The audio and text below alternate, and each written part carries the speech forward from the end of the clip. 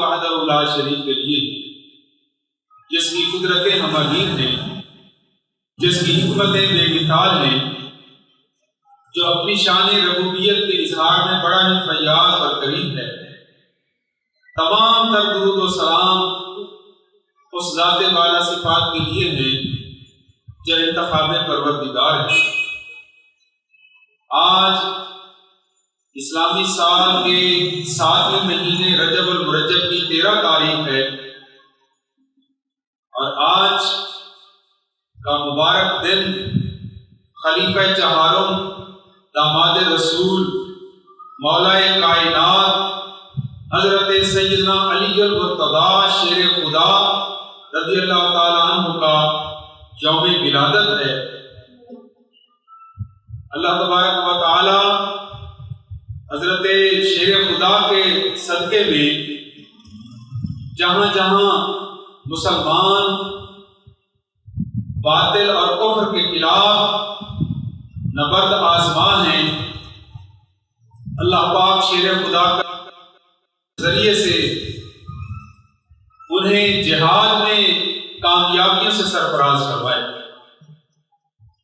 اس کے ساتھ ساتھ آپ یہ بھی جانتے ہیں کہ اس ماہ مبارک کی 6 تاریخ کو حضرت خواجہ خواجگان خواجہ معین الدین حسن چشتی اجمیری رحمت اللہ علیہ کا عرس مبارک بھی منایا گیا ہے۔ آپ کے سامنے حضور خواجہ صاحب کے فضائل اور مناقب بھی بیان کیے جا رہے ہیں۔ یہ طبقہ، یہ خوش نصیب گروہ جسے گروہ اولیاء کہا جاتا ہے، یہ وہ پاک ہستیاں ہیں جنہوں نے دین اسلام پر عمل کر کے لوگوں کو اس کی طرف راغب کیا، اور حضرت خواجہ صاحب رحمت اللہ تعالی علیہ نے اس بر صغیر پاک و ہند میں فروغ اسلام اور استحکام اسلام کی وہ خدمات سر انجام دی ہیں کہ دیگر اولیاء بھی یہاں تشریف لائے، لیکن سب سے زیادہ جنہوں نے اسلام کی طرف لوگوں کو راغب کیا ان میں حضرت خواجہ خواجگان خواجہ معین الدین چشتی اجمیری رحمۃ اللہ علیہ ہیں۔ پچھلا جمعہ المبارک بھی آپ کے سامنے اس حقیقت کو بیان کیا گیا کہ آپ سرکار نے پرتھوی راج کو شکست فاش دی۔ شہاب الدین غوری نے آپ سے دعا لے کر کفر کے اس سرغنے کو ہمیشہ کے لیے پیوند خاک کر دیا۔ آج انشاءاللہ اسی سلسلے کو آگے چلاتے ہیں، کیونکہ قرآن پاک میں اللہ تبارک و تعالیٰ نے ارشاد فرمایا ہے الا ان اولیاء اللہ لا خوف علیہم ولا هم یحزنون۔ اللہ کے اولیاء کی یہ شان ہے کہ نہ تو انہیں کسی قسم کا خوف ہوگا اور نہ وہ غم زدہ ہوتے ہیں۔ یہ خوف اور حزن سے ان کو نجات اس لیے بخشی جاتی ہے کیونکہ یہ اللہ اور اس کے پیارے محبوب علیہ السلام سے محبت کرتے ہیں۔ محبت خدا اور محبت مصطفیٰ کا یہ انعام انہیں ملتا ہے کہ یہ ہر خوف اور ہر غم سے آزاد کر دیے جاتے ہیں۔ اور نبی پاک علیہ السلام کی حدیث پاک ہے، سرکار ارشاد فرماتے ہیں المرء مع من احب، آدمی جس سے پیار کرتا ہے اسی کے ساتھ رہتا ہے، اسی کا ساتھ اس کو نصیب ہو جاتا ہے۔ تو یہ اولیاء ذات مصطفیٰ اور ذات خدا سے ٹوٹ کر پیار کرنے والے ہیں، اس لیے ہر وقت یہ اللہ اس کے محبوب کی نظر رحمت میں ہوتے ہیں۔ حضرت خواجہ خواجگان خواجہ معین الدین اجمیری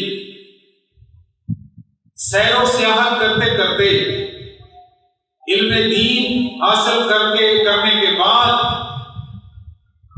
اپنے پیر و مرشد حضرت خواجہ عثمان ہارونی سے بیعت ہونے کے بعد خلافت حاصل کرنے کے بعد انہی کے حکم سے پھر مزید سیاحت کی طرف مصروف ہوئے اور وہاں سے اپنے ملک سے ایران سے آپ عراق میں تشریف لائے اور یہاں سے فیض حاصل کرنے کے بعد ایک سبزوار علاقہ ہے اس میں تشریف لے گئے۔ جب آپ سبزوار کے ملک میں تشریف لے گئے تو ایک باغ کے اندر ایک حوض تھا، حضرت خواجہ صاحب وہاں اندر تشریف لے گئے۔ اس باغ کے اندر آپ نے اسی حوض کے پانی سے وضو فرمایا اور وضو کرنے کے بعد اس حوض کے کنارے اپنا مصلی بچھا کر نماز میں نوافل میں مصروف ہو گئے۔ آپ کے ساتھ جو آپ کا خدمت گار تھا وہ ذرا پریشان اور گھبرایا ہوا تھا۔ اس کو پتہ چلا کہ یہ اس علاقے کے بادشاہ جس کا نام یادگار محمد تھا، وہ طبیعت کا بڑا سخت آدمی ہے۔ یہ باغ اور یہ حوض اس نے اپنے ذاتی استعمال کے لیے بنایا ہے۔ تو اس نے حضرت خواجہ صاحب کی خدمت میں عرض کی کہ حضور یہ بادشاہ کا باغ اور حوض ہے، وہ کہیں ہم سے زیادہ سختی سے نہ پیش آئے تو ہمیں یہاں سے باہر نکل جانا چاہیے۔ تو حضور خواجہ صاحب جس طرح کہ میں نے پہلے عرض کیا کہ اللہ کے ولی کی شان یہ ہے کہ وہ دنیا کے کسی سے بھی کسی بادشاہ سے خوف نہیں کھاتا، طاقتور سے طاقتور آدمی کے سامنے بھی ڈٹ جانے والے کو اللہ کا ولی کہتے ہیں۔ تو آپ نے فرمایا اپنے خادم سے کہ اگر تجھ سے برداشت نہیں ہوتا تو تو باہر چلا جا، میں تو یہی نوافل میں مصروف رہ کر اپنے رب کو اور رب کے رسول کو راضی کرنے کی جستجو میں لگ گیا ہوں۔ تھوڑی دیر کے بعد وہی ہوا، بادشاہ یادگار محمد جس کا نام تھا وہ باغ کے اندر داخل ہوا اور اس کے شاہی خدام نے اس کے لیے مسرت تیار کی۔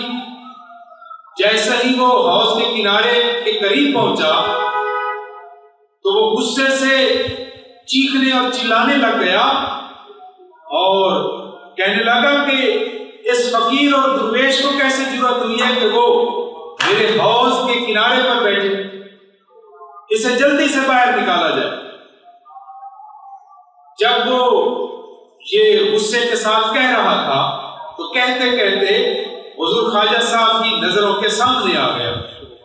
آپ اس وقت قرآن پاک کی تلاوت فرما رہے تھے۔ حضور خواجہ صاحب نے جیسے ہی اس غصے سے بھرے ہوئے اس شخص کو اپنی تیز نگاہوں سے دیکھا، یہ دیکھنے کی دیر تھی کہ وہ بے ہوش ہو کر گر پڑا۔ اس کے خدام نے حضور خواجہ صاحب کی خدمت میں گزارش کی، حضور آپ تو اللہ کے ولی ہیں، یہ شخص اپنے اقتدار کے نشے میں آپ سے اس نے اونچے لہجے میں بات کی، حضور اس کو معاف کروا دیں۔ تو آپ کو پتہ ہے کہ اللہ کا ولی معاف کرنے میں دیر نہیں کرتا۔ جیسے ہی یہ عرض آپ تک پہنچی، آپ نے فرمایا کہ اسی حوض کے پانی سے اس کے پانی کے چھینٹے اس کے چہرے پر مارو۔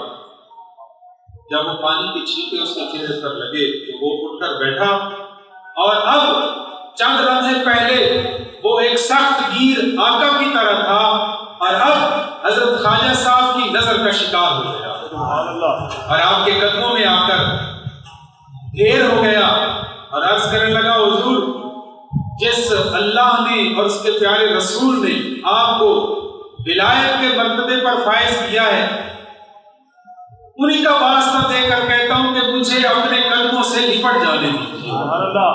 تو حضور خواجہ صاحب نے اس کو معاف فرما دیا اور اس نے عرض کی حضور میں اپنا سب کچھ آپ کے قدموں پر نچھاور کر کے آپ کی رفاقت کی اجازت چاہتا ہوں۔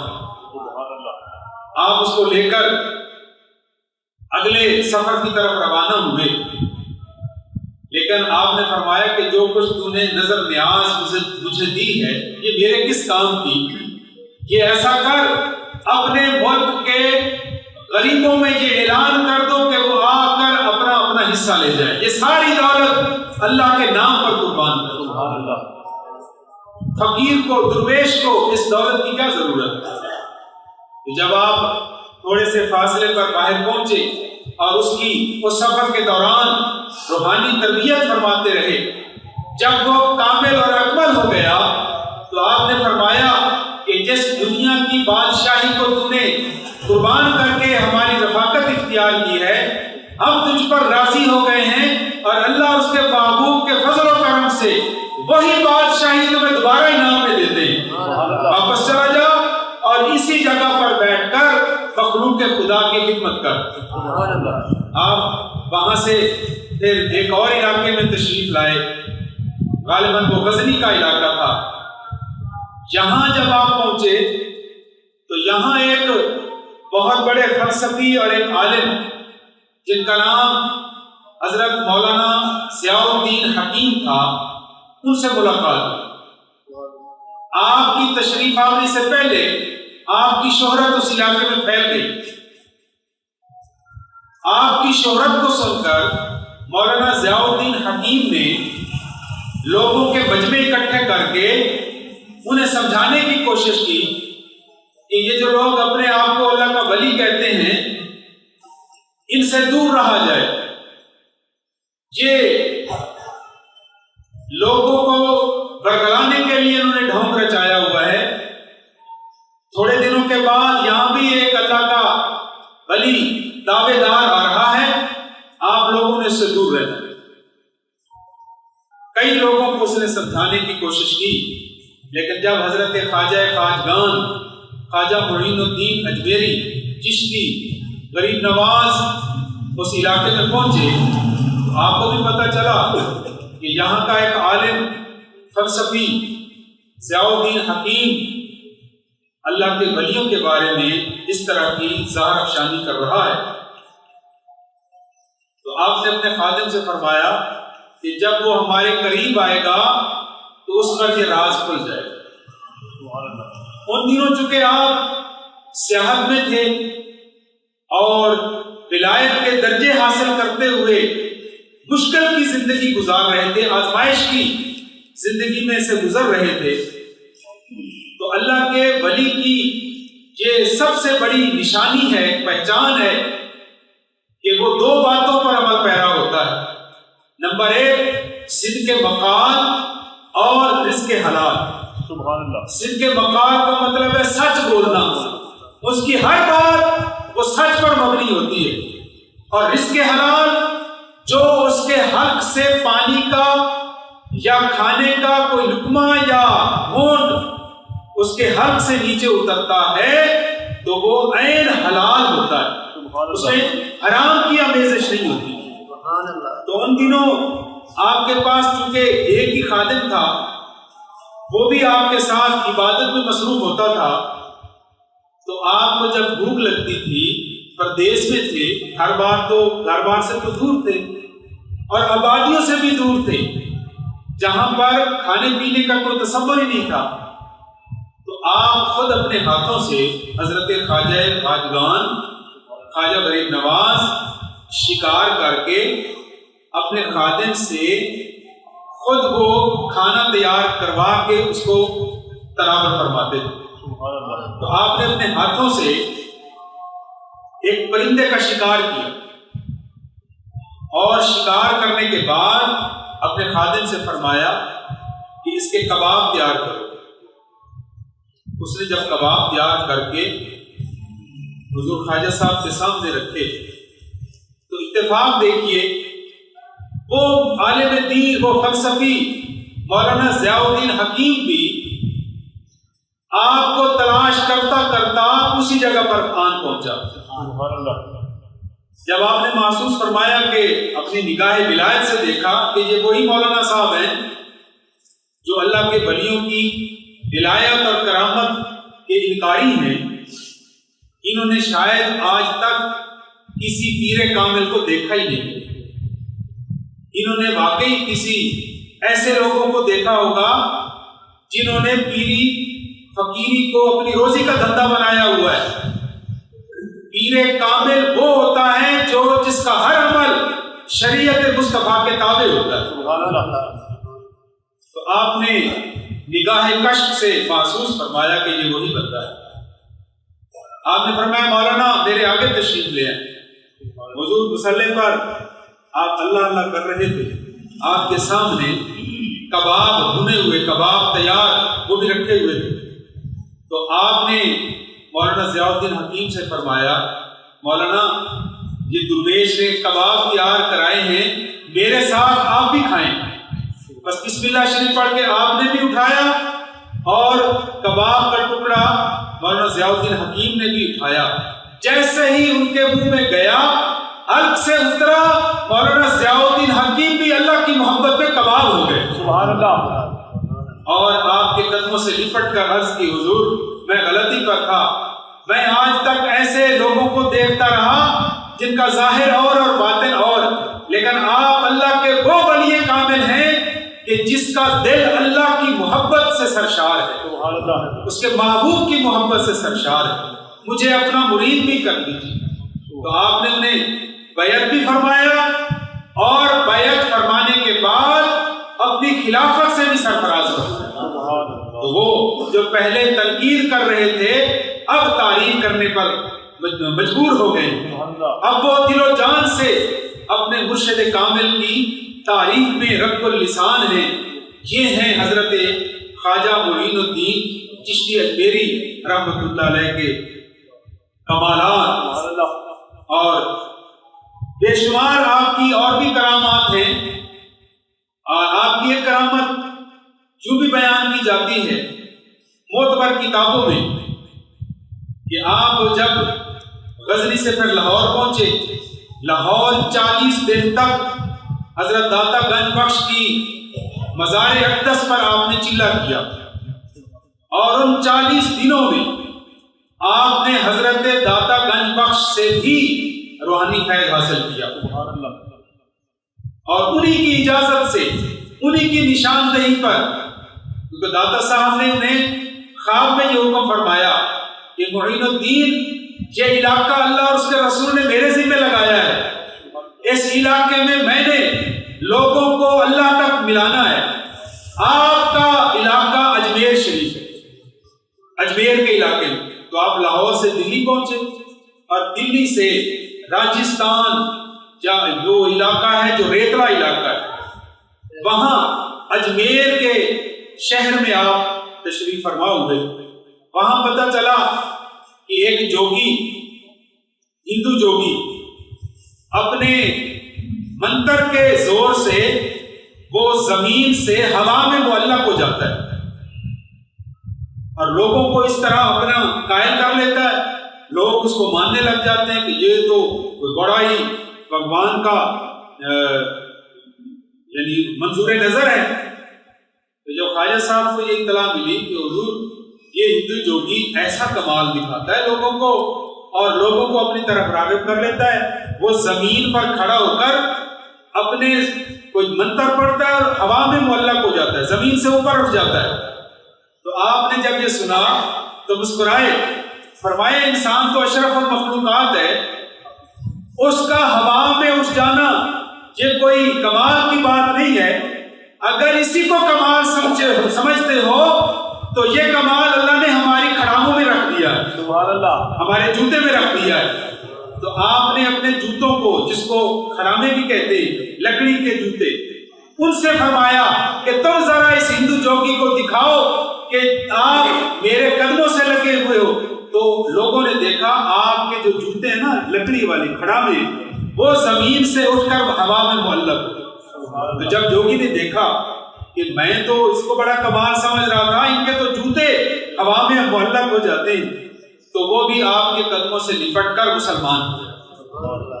پھر اسی طرح آپ کی ایک اور کرامت ہے، ایک ہندوؤں کا ایک وہ انا ساگر، پانی کا ایک بہت بڑا ذخیرہ، اس کے بارے میں یہ ہے کہ وہ بھی کسی ہندو جوگی کی ملکیت تھا۔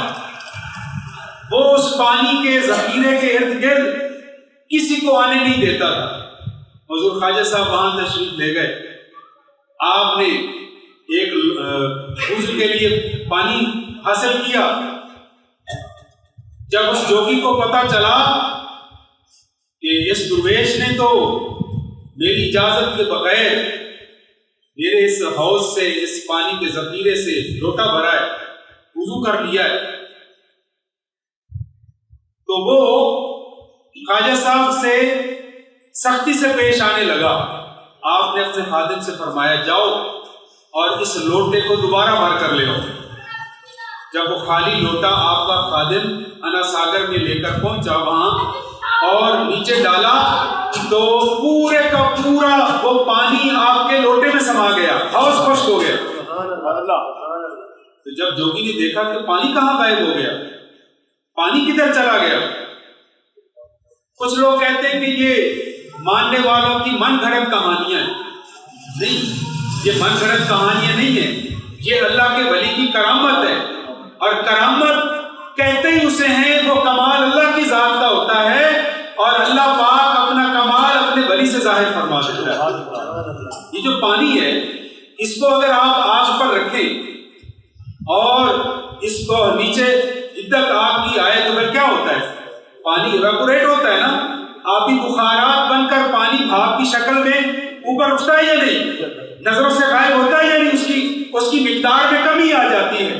تو یہ قانون فطرت ہے۔ اللہ پاک اس بات پر بھی قادر ہے کہ پانی ہوا لے کر اڑ جاتی ہے، اور اللہ پاک اس بات پر بھی قادر ہے کہ جب لوگوں کا ایمان کمزور ہو رہا ہو، اللہ تعالیٰ ان کے ایمان کو طاقتور بنانے کے لیے خواجہ غریب نواز کے لوٹے میں یہ طاقت رکھ دیتا ہے کہ پورا حوض اس لوٹے میں سما جاتا ہے۔ تو لوگوں نے عرض کی حضور یہ ایک ہی حوض ہے، پورا شہر اس سے پانی حاصل کرتا ہے، تو مہربانی کریں یہ پانی دوبارہ جاری فرما دیں۔ تو آپ نے آپ خادم سے فرمایا جاؤ یہ لوٹے والا پانی دوبارہ اس حوض پہ ڈال کر آؤ، تو وہ انا ساگر پھر پانی سے لبالب بھر گیا۔ اس سے یہ معلوم ہوا کہ حضرت خواجہ خواجگان خواجہ معین الدین اجمیری رحمۃ اللہ علیہ نے اس دور میں جبکہ یہاں ہر طرف ہندو لوگ مورتیوں کی پوجا کرتے تھے، آپ نے اللہ کی دی ہوئی طاقت سے اور اس کے نبی پاک علیہ السلام کے وسیلہ پاک سے کرامت ظاہر فرمائی اور بے شمار کرامتیں ظاہر فرمائی۔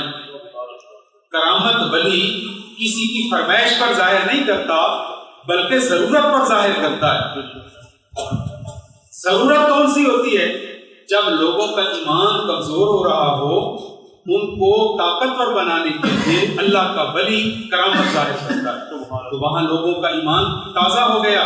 اور تاریخ کی معتبر ترین کتابوں میں یہ ہے کہ حضرت خواجہ خواجگان خواجہ معین الدین اجمیری کے ہاتھ پر اس بر صغیر کے 1 کروڑ لوگوں نے اسلام قبول کیا، اور آج انہی کی نسلیں آگے چل رہی ہیں، اور قیامت تک یہ ثواب حضور خواجہ صاحب کو پہنچتا رہے گا۔ آپ کے روضے پر 2 دیگیں بھی ہیں، اور بڑے بڑے ہر دور کا بادشاہ حضور خواجہ صاحب کی خدمت میں آ کر حاضری دیا کرتا تھا۔ اللہ تبارک و تعالی ہمیں حضرت خواجہ معین الدین اجمیری کی تعلیمات پر صدق دل سے عمل کی توفیق عطا فرمائے۔ وما علینا الا البلاغ۔